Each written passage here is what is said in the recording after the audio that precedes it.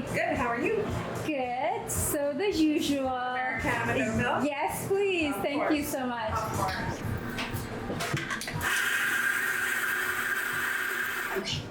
Hi friends, welcome back to another fun episode of On Location Vancouver. I'm your host Zara Durrani.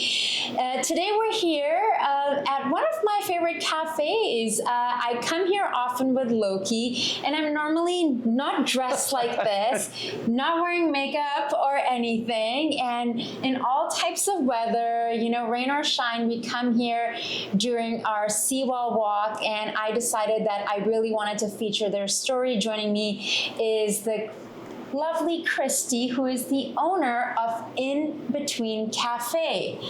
Tell us about In Btwn Café, Christy. All right. Well, I've been in food and beverage for many years, and an opportunity came up, and it was the beginning of the pandemic in September 2020, and didn't think it would get to where it was, and thought this would be a great opportunity, and so that's how we sort of started. Basically, started off with just myself, and I was working every day, and I thought, I can totally do this on my own. As time went on, got busier and busier. So then I brought my husband in, who was in construction. So now he's taken on the baking role a little bit. Doesn't do as much as me, but he definitely helps out. And he is he's got many dogs who are his fans. Yes. We cannot even walk past this street. Anywhere when I'm around, Loki wants to push me in this direction. Yes. Like I can't walk anywhere around here without coming in. And quite often, it's like, I'm the type of person who needs a few coffees a day, so I'll be finishing one. I'm like, okay, I don't want to be like, hey, I'm a trader. I'm carrying coffee from somewhere else. But it's not just a cafe. Like, we'll show you the place afterwards. Like, you have beautiful artwork all around. Whenever I come here, it really gives me like a small town sense, because it's a small space, but it's got so much warmth. Mm-hmm. Tell me about that. Like, was that an intention, like you were mentioning off camera, that you took over? The cafe has been around for much longer, but you took over during the pandemic. Tell me about the vibe that you wanted to create, the intention that you came in with. Well, I'm from Winnipeg. Winnipeg is known as a very friendly city. So, I thought that's sort of something that was missing, that friendliness, that, I am not the place that you just come in and do an order online and pick it up. I will know everything about you by the end of our conversations. When you come to get a coffee, I know about your family. People compare me to the bartender, except for the difference is it's that bartenders don't usually meet the rest of the family, whereas I meet all of them. So when you say that you don't like your daughter-in-law, she comes with you. Now I know why.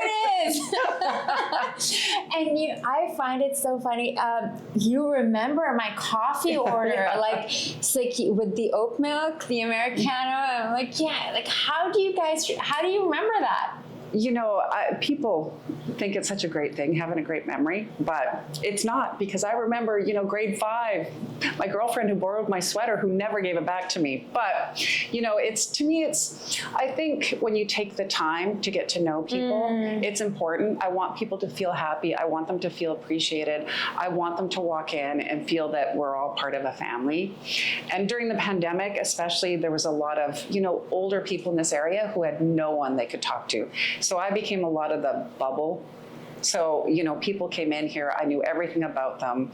And, it was just important. And it's supposed to feel like family. That's what I think. Now tell me about the art on the walls. Like, is it something that changes? Do you pick artists locally, or do people just come in and contact you? Well, so again, during the pandemic, I heard a lot of people saying that they discovered, talents they didn't have, from making bread to muffins to also like art. So the first summer that we were open, I thought I should do an art show that is just hidden talents. So people who never thought that they could actually show anything. We did a pretty big art show the first summer, and there must have been maybe 15, 16 artists who came in. They did live painting.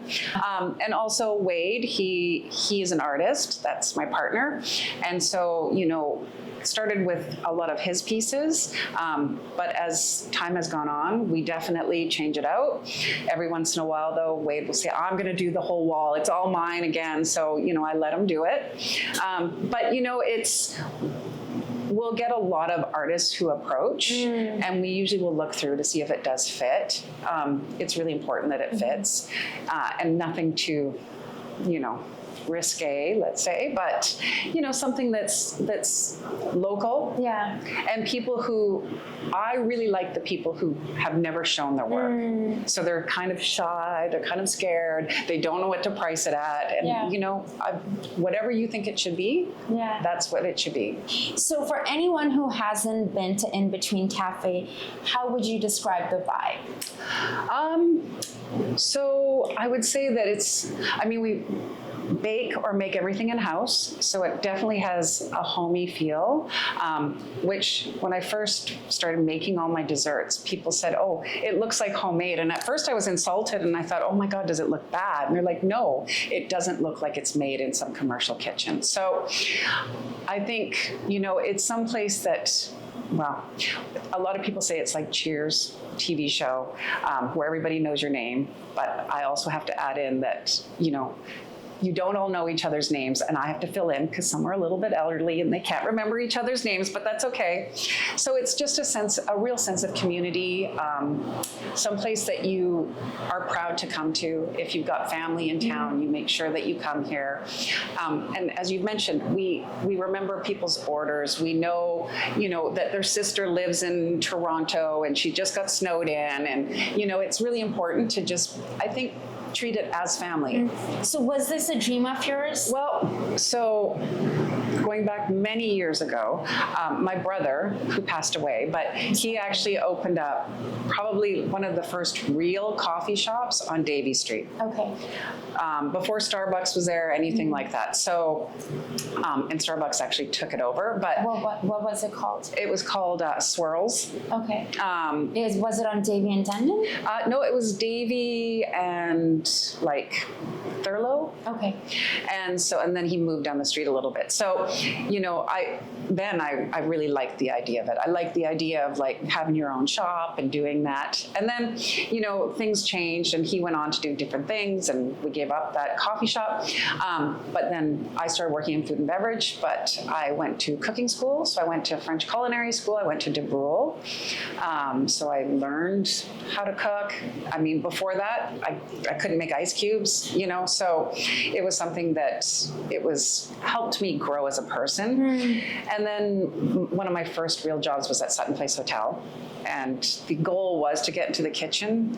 But, as you start working, I love cooking, but I love also being with people. And if you're in the kitchen, although things have changed now, you can't really do that. So I worked through management. I went up, started working at Terminal City Club. I worked in private members clubs. And as I worked my way up, I realized as you get into this executive level, you're doing reports and, budgets and not the fun stuff. And sounds like what you were passionate about were the people. Yes. So it was like, if I can do my own thing. And before this came available, I actually thought about opening a bar studio, like a bar fitness studio. I went into pretty far with it. I am behind that dream. I am fully behind that dream. And the funny thing about it is I was like, I could do this. And then on Saturdays when we're closed, I could do an after hours. And I'm like, wait a sec, I'm trying to put food and beverage and bar and fitness together, which maybe in a bookstore, there we go, we're set. But so then because they're your passions. Yes. They're what lights you up. Yeah. I can see that with you guys, and honestly, it's that relaxed vibe. Like you guys, and I think, when we work in film and TV, you always say that, how the showrunners are is that energy goes through the whole crew and how everyone is. And I think you guys have that relaxed, calm vibe. This is your home and you're welcoming everyone in. I swear, everyone who comes here, who's sitting here, it's the same energy. Yeah. You know, we see Wade, like I'll see him out there, he'll be having a smoke. Yeah. And we'll see, and Loki's pulling me. And it's just a very calm vibe, and it's very relaxed. And I think that's what, because where I live, it's like there's other cafes. Everywhere I go, it's very different energy, but this has its own special vibe because how quaint it is, and how the plants, the art, the everything, and I like how the place is so small. Yeah. Oh, and it has been a challenge. I mean, a few of my regulars have said, you know, I really want to promote you, but because you only have a few tables, I'm scared that I won't get a seat. I'm like, okay, can we try to work out a different schedule then? But now I've added a few more tables. We're trying to accommodate as many as we can. And in the summertime, it's the patio. Yeah. I mean, honestly, in the summer, this is so great. Like before my seawall walk, we come here. Yeah. Afterwards, we come and sit. The sun's shining. You're reading the paper. Like, it is the spot. Yeah. Well, and a lot of people compare it to, you know, somewhere in Paris and, you know, some little block. And, you know, it's such a nice, exactly what you're saying, such a nice little vibe. And I've always said the same thing. If somebody comes in and they can't wait for us to perfect their coffee and their sandwiches, then go to Starbucks, because that's not what we are. We are someplace that we will talk, and there is a lot to look at here. So if you're waiting, you know what? Look at something, pick up one of Wade's books, or look at his art, or whatever it might be, or Christmas Village. Yeah, or just have a seat and have a breather and just sit down. The seawall is right there. The aquabus is right there. You can go to Granville Island afterwards, you know. I love doing that. Like, it's one of my things to be like a tourist in your own city. So that's fantastic for me to hear. I didn't know that before, that you guys made everything in-house. Yeah, not the bread. It's funny, one day Wade's like, I'm going to start making croissants, because we get them from a local bake shop, right? And I'm like, okay, you try it. So he worked, and he, you know, 48 hours later, he's like, I got 6 croissants. I'm like, yep, that's what you get. It's work. Work. So. No, it's fantastic, and I love the breakfast sandwich. Tell me, are you guys planning on changing the menu? Like, is that a discussion between you and Wade? Like, how about the artwork, the seating? You know, with FIFA you're mentioning, with spring and summer around the corner. I know we're still in January, but we're getting ready for it. Well, days like today in Vancouver, they make you're like, spring's around the corner. Well, kind of. You know, we say all the time, okay, we're going to change this sandwich. We're going to do this. We're going to do this. But then people come in, and how dare you change my favorite sandwich? So, you know, so now what I do, and it drives Wade nuts, I'm like, okay, well, we'll just do a feature sandwich. So now, on top of, you know, the 10 sandwiches we do, now we're doing feature sandwiches. And so, you know, I think people come here because it's like home. And if you went to your mom's house and she all of a sudden, you know, wasn't making the pot roast that she always made and now is making a vegan casserole, you'd be like, no, Mom, like, come on. So, you know, we'll keep doing the features. The desserts, I kind of change a little bit for the season. I do a lot of, especially like my mom's recipes that she's given me. Do you remember I came in one time and I was wondering, oh, this looks interesting. And I just asked you, oh, and you're like, Zara, okay, just pick this. And I was so pleasantly surprised. I'm just blanking what it was, but it was like a little, I don't think it was a power ball. It was like a little energy ball. Yeah. Those are quite popular. Yeah. Yes. See, I can't change that. Yeah, completely. But yeah, so. You can't change my breakfast plus. I can't change that. The chicken salad sandwich, can't change that. So there's a few things that, like I said, we'll sort of put new things sort of in places, but it's, you know, people like what they like, and I'm not going to change it. And like I said, so now I just add to it. So today we're going to start off with a pecan pie cheesecake. It seems to be everyone's new favorite. It's supposed to be just a Christmas time special, but now I have it all year round. Also for gluten-free, we have the coconut cookie, berry oat bar, energy bites, and now my new addition is the angel cookie. It's a play on the devil's cookie, which is everyone's favorite treat. But the angel's cookie is made with no sugar, so I try to keep it as healthy as possible. But yes, definitely a few gluten-free treats, and we're experimenting. Somebody has just requested a vegan brownie, so Wade makes the brownies, so he can start making a vegan brownie now. This is our berry oat bar. This is our vegan and gluten-free treat, which is quite popular. Now you mentioned you took over the lease, you got the cafe during the pandemic. How have the last 5-6 years been for you guys? Well, it's, again, when we opened September 2020, I was like, it can't get that bad, So I had these kind of goals in my mind of, people are working from home, so we'll be able to take care of those people. And then things got pretty dark and dreary for a while. We still kept pretty busy because this is the one, people always need coffee. So they would make the effort to get out of the house and do stuff. And so, it's hard to really compare. Obviously business has been growing. And now probably last summer was probably the first real summer of knowing how it's going to be. And then this summer I expect it to be even busier. So, we're growing every year, which is what you want. And just, now people are like, get a liquor license. And it's like, okay, slow down. So again, we do our art show in the summertime, and that's something that brings in all the community around here. And we do a liquor license for that as well. So people are excited about it. And does the art show happen in the evening, like after hours? No, or during the day? We do it from about 12 to 4, Okay. and it's usually the last weekend in July. Okay. Now that we don't have the fireworks this year, we'll have to see. Everything's going to sort of change this summer, but we're expecting it to be busier. It's definitely been busier every year. So just trying to find that right level of busy, and then hiring the right team members and making sure people are, have the same idea as me, and just wait. Because I'm sure the folks, I've done this. I'm like, where's Wade? Yeah.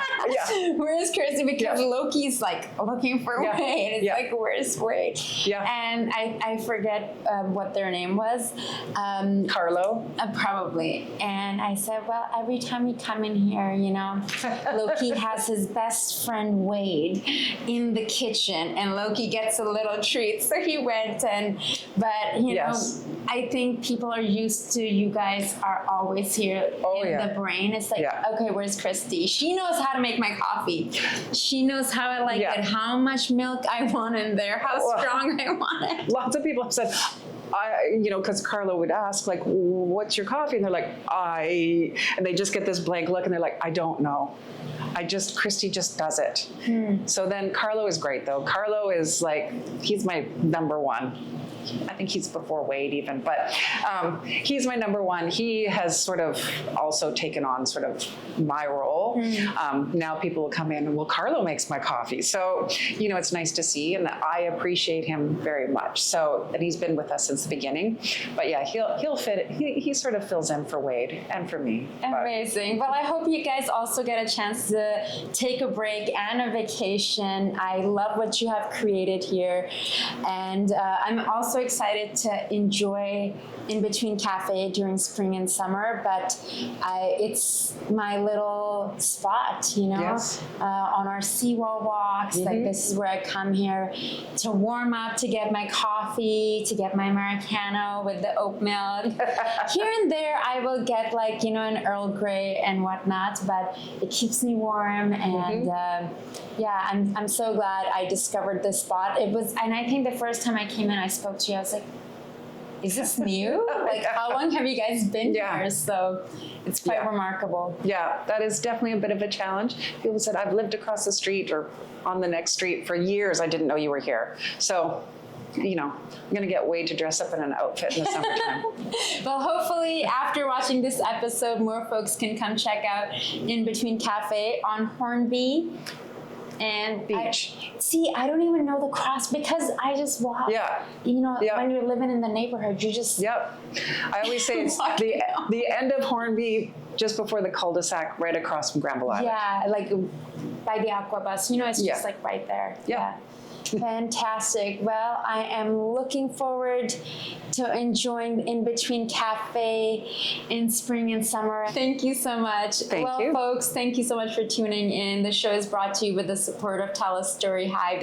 We're here on location at In Between Cafe, and joining me today is the owner, Christy. Make sure to come check out In Between Cafe. Merci beaucoup, Christy. Thank you for joining us for this episode of On Location Vancouver. If you would like to be a guest on the show, please scan the QR code and someone from our team will be in touch. We'll see you soon.